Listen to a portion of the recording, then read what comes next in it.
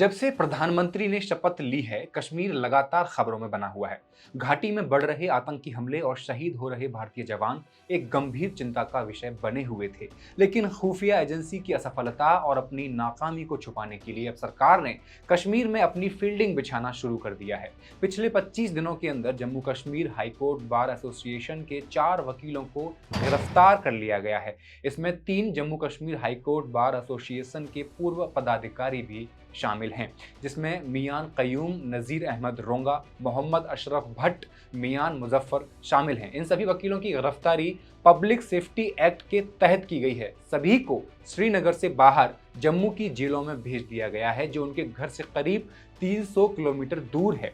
Public safety act 1978 Bharat के सभी राज्यों में लागू एक ऐसा कानून है जो बिना किसी वारंट या आरोपों के लोगों की गिरफ्तारी और हिरासत की अनुमति दे देता है। उसमें भी ये नहीं बताया जाता कि कितने समय तक के लिए ये गिरफ्तारी की गई है।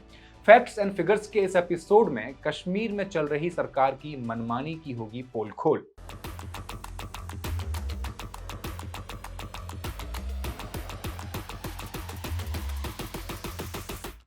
नमस्कार, मैं हेमंत और आप देख रहे हैं पॉलिटिक्स। जिन 4 वकीलों की गिरफ्तारी हुई है, इन सभी को जम्मू कश्मीर पुलिस ने आधी रात में गिरफ्तार किया है। जैसे ये लोग कोई बहुत बड़े आतंकवादी हैं जो पुलिस को देखते ही भाग जाएंगे। खैर, आतंकवादी तो इनसे पकड़े ही नहीं जा रहे।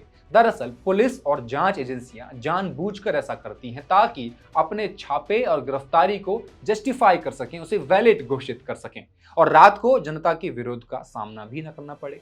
अब आप सोच रहे होंगे आखिर ऐसा क्या चल रहा है कश्मीर में। इस सवाल का जवाब तो खुद जो गिरफ्तारी कर रहे हैं उन्हें भी नहीं पता। वरिष्ठ अधिवक्ता नज़ीर अहमद रोंगा को गिरफ्तार करते वक्त जम्मू कश्मीर पुलिस ने गिरफ्तारी का कारण पूछने पर बताया कि ऊपर से ऑर्डर आया है। चलिए, अब इससे एक बात तो बिल्कुल साफ है, जिन जिन राज्यों में बीजेपी की सरकार है वहां अब वो सरकार वकीलों को भी छोड़ने को तैयार नहीं है, और स्पेशली वो लोग जो सरकार के ऑपरेशन या दमन के खिलाफ लोगों को न्याय दिलाने की कोशिश कर रहे हैं।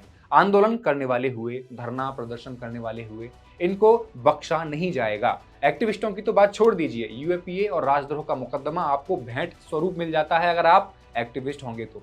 इन चारों वकीलों को निशाना बनाने का एक बड़ा कारण कश्मीर में एक संदेश देना है कि सभी वकील ऐसे केसों से दूर रहें जो आतंकवाद के आरोपों से जुड़े हुए हैं। मतलब किसी व्यक्ति पर आतंकवाद से जुड़े कैसा भी आरोप हो, उसका केस मत लो, वरना उसको भी जेल के अंदर ठूस दिया जाएगा। कानूनी लड़ाइयों को लड़ने वाले वकीलों की गिरफ्तारी के बाद संभावना है कि आने वाले समय में सरकारी दमन और भी क्रूर होता जाएगा। इन सब के बीच एक इंपॉर्टेंट बात यह भी है कि इन वकीलों को पहली बार पब्लिक सेफ्टी एक्ट के अंतर्गत गिरफ्तार नहीं किया गया है। अगस्त 2019 में धारा 370 हटाए जाने से पहले बहुत सारे वकीलों को गिरफ्तार किया गया था, उनमें ये लोग भी शामिल थे। उस समय इनको उत्तर प्रदेश की जेलों में भेज दिया गया था। इसका सीधा कारण था कि इन सबको अपने अपने परिवार और कश्मीरी जनता से दूर रखना। इतनी दूर रखने से परिवार वालों को भी इनसे मिलने से पहले सोचना पड़ेगा। ऐसा करना आरोपियों के साथ साथ उनके परिवारजनों का मानसिक उत्पीड़न करने का भी एक प्रचलित तरीका है। 2019 में जम्मू कश्मीर पुलिस के अनुसार मियान कयूम पर पब्लिक सेफ्टी एक्ट इसलिए लगाया गया है क्योंकि वे लोगों को धारा 370 को निरस्त करने के खिलाफ प्रदर्शन करने के लिए प्रेरित कर सकते थे। यानी पुलिस भी एक वकील के तौर पर उनकी अहमियत और जनता पर उनकी पकड़ जान रही थी, इसलिए उन्हें 4 दीवारी में कैद किया गया। इस बार तो कयूम पर एक वकील की हत्या का आरोप लगाकर उन्हें 25 जून को गिरफ्तार कर लिया गया। फिर उसके कुछ दिन बाद उनके भतीजे मियान मुजफ्फर को, जो खुद भी एक वकील हैं, गिरफ्तार कर लिया गया। मियान कयूम लगभग 80 साल के हैं और 30 साल से एक किडनी के सहारे जिंदा हैं। इसके अलावा और भी कई गंभीर बीमारियों से ग्रसित चल रहे हैं।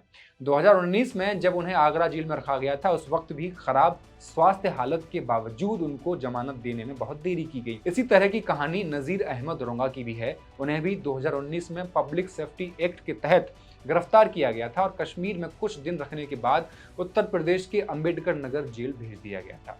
जनवरी 2020 में सुप्रीम कोर्ट ने उनके पीएसए के ऑर्डर को खत्म कर दिया। नज़ीर अहमद रोंगा का गुनाह यह था कि उन्होंने अन्य वकीलों के साथ धारा 370 हटाए जाने के खिलाफ सुप्रीम कोर्ट में याचिका दायर की थी। पुलिस के अनुसार उनके गिरफ्तारी का आधार था उनका भारत के संविधान के अनुच्छेद 370 और 35(1) को समाप्त करने और पूर्ववर्ती जम्मू कश्मीर राज्य के विभाजन के खिलाफ भी मुखर रहना। बात बिल्कुल साफ है, सरकार किसी भी कीमत पर कश्मीर में अपने फैसले के विरोध में उठने वाली आवाज को बर्दाश्त नहीं करना चाहती है। एडवोकेट मोहम्मद अशरफ भट्ट को भी उसी वक्त 2019 में इन्हीं आरोपों के आधार पर गिरफ्तार किया गया था और आज भी फिर से वही बात दोबारा दोहराई जा रही है। कश्मीर में वकीलों पर दमन कोई नई बात नहीं है। कश्मीर में मानवाधिकारों की बात करना ही गुनाह है, चाहे वो पत्रकार हों जो सरकार के दमन के खिलाफ लिखते हैं या चाहे ह्यूमन राइट्स एक्टिविस्ट हों जो लोगों के डेमोक्रेटिक राइट्स की बात करते हैं, चाहे एडवोकेट हों जो कानूनी लड़ाई से लोगों के डेमोक्रेटिक राइट्स को सुरक्षित रखने की कोशिश करते हैं। कश्मीर में इन सभी की सजा जेल होती है और ये कश्मीर में सामान्य बात बना दी गई है। पिछले लगभग एक साल में जम्मू कश्मीर हाई कोर्ट ने दर्जनों लोगों को पीएसए और यूएपीए के मामलों में या तो जमानत दे दी है या फिर उन पर लगाए गए झूठे केस को खत्म कर दिया है। इससे एक बात और साफ हो जाती है, जिन लोगों को गिरफ्तार किया गया था उन पर झूठे आरोप लगाए गए थे। भारत में न्याय व्यवस्था की हालत यह है कि आपकी न्यायिक सजा तभी शुरू हो जाती है जब से आप पर राज्य द्वारा कोई आरोप लगा दिया जाता है। जरूरी नहीं कि आपका गुनाह सिद्ध हो, यहाँ न्यायिक प्रक्रिया ही सजा के बराबर होती है। पीएसए या यूएपीए के फर्जी आरोप लगाए जाने का मकसद ही आरोपी को मानसिक रूप से तोड़ देना है। जो कुछ एक लोग इंसाफ पसंद वकीलों की मदद से जमानत पर बरी होकर बाहर आ जाते हैं, उनकी संख्या भी बहुत कम है। इन सभी बातों को ध्यान में रखकर सरकार ने एक समाधान निकाला है कि अब की बार वकीलों को ही जेल में भरा जाए ताकि कोई बाहर कोर्ट में इस तरह के केसों की पैरवी करने वाला ही न बचे। और ये वकालत से जुड़े लोगों के लिए एक संदेश भी है कि फांसीवादी सरकार देश की अखंडता और सुरक्षा के नाम पर चाहे जितने भी फर्जी केस बनाए, वकीलों को इन सबसे दूर रहना है। अगर वो ऐसे केस लेते हैं तो उनका भी यही हाल होगा जो बाकी अन्य वकीलों के साथ हो रहा है, जिसे हम देख रहे हैं। एक एडवोकेट हैं सुरेंद्र गाडलिंग, ये महाराष्ट्र में सरकार के उत्पीड़न से जुड़े मामलों में और समाज के शोषित लोगों को न्याय दिलाने में हमेशा आगे रहे हैं। वो आज माओवादी होने के आरोप में पिछले 6 साल से जेल में बंद हैं। कुछ इस तरह की कहानी अधिवक्ता कृपा शंकर की भी है, जो इलाहाबाद हाई कोर्ट में यूएपीए से जुड़े मामले में लोगों की नुमाइंदगी करते थे। पिछले 5 महीने से लखनऊ की जेल में बंद हैं। उनको इसी केस यूएपीए के तहत गिरफ्तार कर लिया गया जिसमें वो अपने मुवक्किल की पैरवी कर रहे थे। आजकल न्याय दिलाने की कोशिश करने वालों को ही जेल में रखा जा रहा है ताकि लोगों को फंसाकर ज्यादा से ज्यादा समय तक जेलों में रखा जा सके। जब इंसाफ पसंद वकील ही जेलों में होंगे तो आम लोग सरकार के विरोध की हिम्मत जुटा नहीं सकेंगे।